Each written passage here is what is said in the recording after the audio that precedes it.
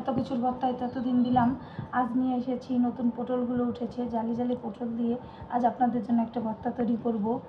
তা দেখুন, আমি পটলটা সেদ্ধ করে কিছু বিচি যেটুকু ফেলা যায় সেটুকু ফেলে নিয়েছি, চিপে চিপে জলটা ফেলে নিয়েছি। এবার দেখুন, এটাকে সুন্দর করে চটকে মেখে নেব।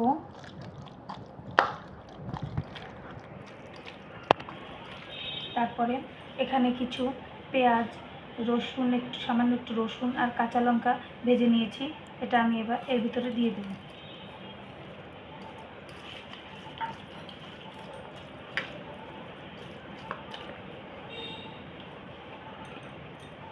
এরপরে দিয়ে দেব সরিষার তেল।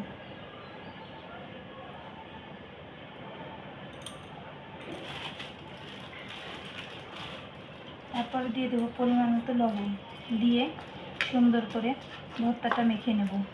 কমন আমরা সব ভর্তাই তো খেয়ে থাকি, কিন্তু এই পটলের ভর্তাটা এটা সবাই খায় না বা জানে না অনেকে, তাই আজ একটু পটলের ভর্তা করলাম।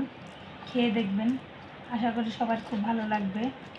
এভাবে পটলের ভর্তাকে প্রিয়জনকে খাওয়াবেন, খেয়ে তারা একটা অন্যরকম টেস্ট পাবে। কমন জিনিসটা আমরা সবাই খাই, একটু আনকমন ট্রাই করতে তো দোষ নাই রে ভাই। দেখুন দেখুন আমার পটলের ভর্তাটা হয়ে গেছে। এভাবে আপনারা ট্রাই করবেন, আশা করি সবার ভালো লাগবে। আপনাদের ভালো লাগলে আমার ভালো লাগবে। যদি ভালো লেগে থাকে লাইক বা কমেন্ট করে আমাকে জানাবেন, আর চ্যানেলটা সাবস্ক্রাইব করে আমার সঙ্গেই থাকবেন। সবাইকে ধন্যবাদ।